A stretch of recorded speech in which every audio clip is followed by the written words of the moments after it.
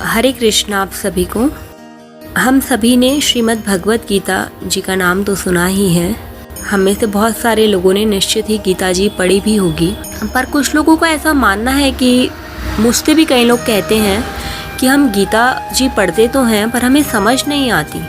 हम संस्कृत भी पढ़ते हैं, उसका हिंदी अर्थ भी पढ़ते हैं, पर फिर भी समझ नहीं पाते कि इसमें क्या लिखा हुआ है, क्या कहना चाहते हैं। कई श्लोक ऐसे होते हैं जिनका आप अर्थ निकाल ही नहीं पाते, अर्थ पढ़ कर के भी एक्चुअली उसमें भावार्थ क्या छुपा हुआ है वो नहीं समझ पाते बहुत सारे लोग। तो उनके लिए और आध्यात्मिक जगत के सभी लोगों ने एक नाम सुना होगा, साधक संजीवनी, जो हमारे परम श्रद्धेय स्वामी श्री रामतुक दास जी के द्वारा लिखी गई है गीता जी पर विस्तृत टीका। आध्यात्मिक जगत के सभी संत महात्मा ऐसा ही बताते हैं कि गीता जी को यदि समझना है तो साधक संजीवनी से बेस्ट बुक आपको कहीं नहीं मिलेगी। लेकिन आधुनिक जगत में व्यस्तता के कारण लोग इतनी मोटी बुक देखकर ही दूर भागते हैं। नहीं भाई, इसे कौन पढ़ेगा, मोबाइल से ही फुर्सत नहीं है क्योंकि लोगों को। कुछ लोग हैं अच्छे जो पढ़ते भी हैं। तो मेरा ऐसा मानना है कि यदि आप गीता जी के भावों को समझना चाहते हैं तो आपको निश्चित ही साधक संजीवनी पढ़नी चाहिए। यदि आप नहीं पढ़ सकते, आपके पास इतना टाइम नहीं है कि आप एक बुक लेकर के उसे पढ़ें, इतनी मोटी बुक को, तो उनके लिए मैं प्रतिदिन एक श्लोक की विस्तृत व्याख्या आपको मेरे YouTube चैनल पर उपलब्ध कराऊंगी। आज हम गीता जी का प्रथम श्लोक पढ़ेंगे। धर्म क्षेत्रे कुरुक्षेत्रे समवेतायुयुत्सवः मामकः पांडवाश्चैव किमकुर्वत संजय। अर्थात, हे संजय, धर्म भूमि कुरुक्षेत्र में इकट्ठे हुए युद्ध की इच्छा वाले मेरे और पांडु के पुत्रों ने भी क्या किया। अर्थ तो हमने समझा, व्याख्या। यह श्लोक धृतराष्ट्र ने बोला है, गीता जी का प्रथम श्लोक, जो कि कौरवों के पिता हैं।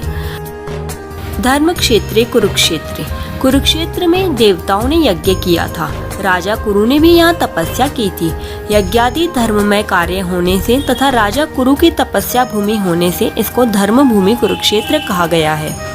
यहाँ धर्म क्षेत्र और कुरुक्षेत्र पदों में क्षेत्र शब्द देने में धृतराष्ट्र का अभिप्राय है कि यह अपने कुरुवंशियों की भूमि है, तो तीर्थ भूमि भी है, जिसमें प्राणी जीते जी पवित्र कर्म करके अपना कल्याण कर सकते हैं। इस तरह लौकिक और पारलौकिक सब तरह का लाभ हो जाए, ऐसा विचार करके और श्रेष्ठ पुरुषों की सम्मति लेकर ही युद्ध के लिए यह भूमि चुनी गई है। संसार में प्राय 3 बातों को लेकर ही लड़ाई होती है, भूमि, धन और स्त्री। इन तीनों में भी राजाओं की जो लड़ाई होती है वो मुख्यतः जमीन को लेकर होती है। यहाँ कुरुक्षेत्र पद देने का तात्पर्य भी जमीन को लेकर लड़ने में है। कुरुवंश में धृतराष्ट्र और पांडु के पुत्र सब एक हो जाते हैं। कुरुवंशी होने से दोनों का कुरुक्षेत्र में अर्थात राजा कुरु की जमीन पर समान हक लगता है। इसलिए कौरवों द्वारा पांडवों को उनकी जमीन न देने के कारण दोनों जमीन के लिए लड़ाई करने आए हुए हैं। यद्यपि अपनी भूमि होने के कारण दोनों के लिए कुरुक्षेत्र पद देना युक्ति संगत, न्याय संगत है, तथापि हमारी वैदिक सनातन संस्कृति ऐसी विलक्षण है कि कोई भी कार्य करना होता है तो वह धर्म को सामने रखकर ही होता है।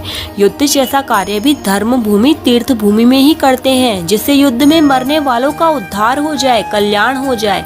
अतः यहाँ कुरुक्षेत्र के साथ धर्म क्षेत्र पद आया है। यहाँ आरंभ में धर्म पद से एक और बात भी मालूम होती है। अगर आरंभ के धर्म पद में से धर लिया जाए और 18वें अध्याय के अंतिम श्लोक में से म लिया जाए तो धर्म बनता है। अर्थात संपूर्ण गीता धर्म के अंतर्गत है।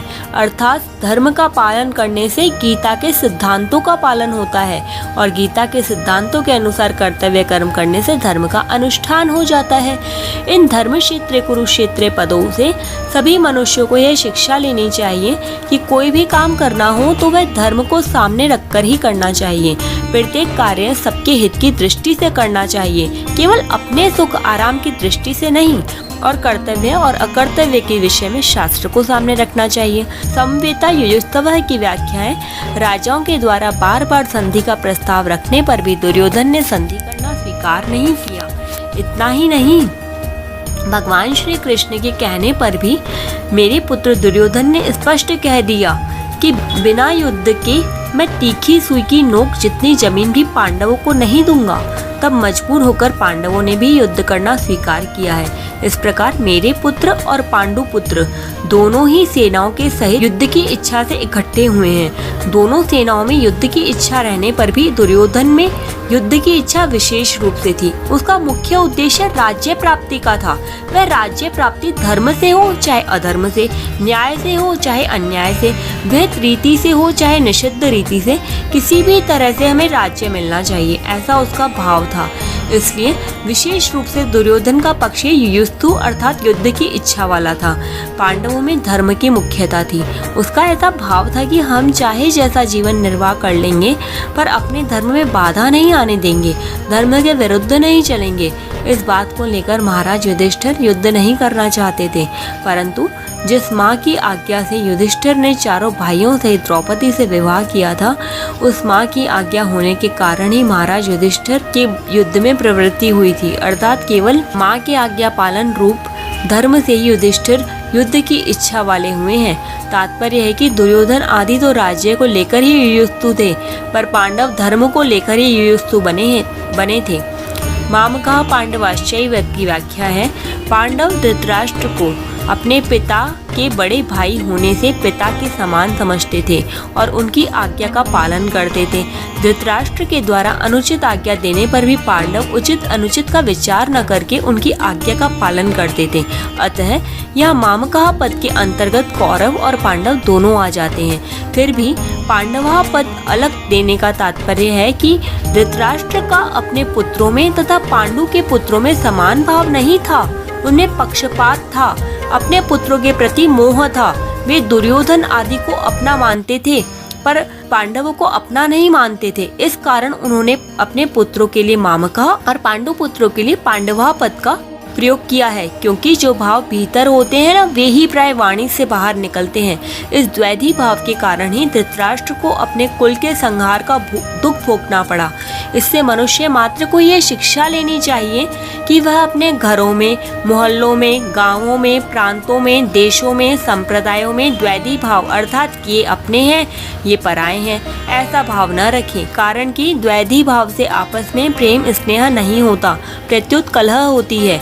यहाँ पांडवा पद के साथ एव पद देने का तात्पर्य है कि पांडव तो बड़े धर्मात्मा हैं, अतः उन्हें युद्ध नहीं करना चाहिए था, परंतु वे भी युद्ध के लिए रणभूमि में आ गए तो वहां आकर उन्होंने क्या किया।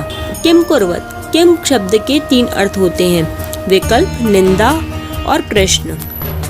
युद्ध हुआ कि नहीं, इस तरह का विकल्प तो यहाँ लिया नहीं जा सकता, क्योंकि 10 दिन तक युद्ध हो चुका है और भीष्म जी को रथ से गिरा देने के बाद संजय हस्तिनापुर आकर धृतराष्ट्र को वहाँ की घटना सुना रहे हैं। मेरे और पांडु के पुत्रों ने यह क्या किया जो कि युद्ध कर बैठे, उनको युद्ध नहीं करना चाहिए था। ऐसी निंदा या आक्षेप भी यहाँ नहीं लिया जा सकता, क्योंकि युद्ध तो चल ही रहा था और धृतराष्ट्र के भीतर भी आक्षेप पूर्वक पूछने का भाव नहीं था। यहाँ किम शब्द का अर्थ प्रश्न लेना ही बैठता है।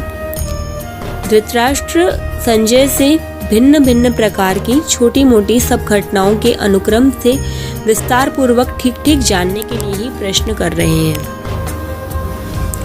परिशिष्ट भाव में स्वामी जी ने कहा है, मेरे पुत्र मामका और पांडु के पुत्र पांडवा, इस मतभेद से ही राग द्वेष पैदा हुए हैं, जिससे लड़ाई हुई, हलचल हुई। धृतराष्ट्र के भीतर पैदा हुए राग द्वेष का फल यह हुआ कि 100 के 100 कौरव मारे गए, पर पांडव एक भी नहीं मारा गया।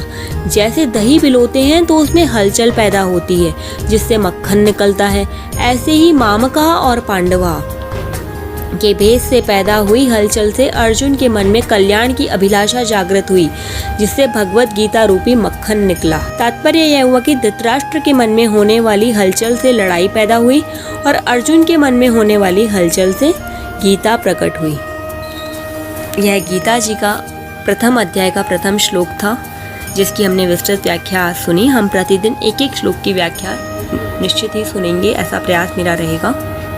गीता निश्चित ही कल्याण करेगी और यह स्वामी जी की व्याख्या तो बहुत ही अद्भुत है।